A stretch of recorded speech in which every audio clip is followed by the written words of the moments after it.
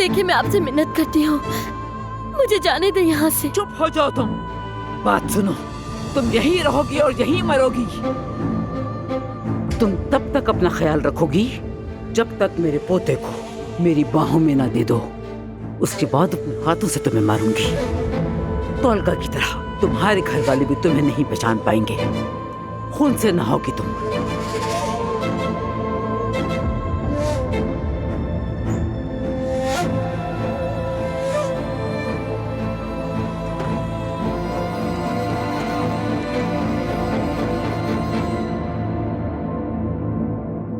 कुदरत साहिबा, आपके लिए कुछ लेकर आया हूं मैं।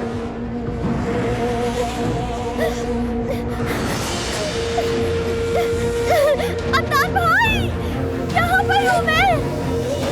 अदनान भाई, मैं यहीं पर हूँ, वो आपको कहाँ देखे?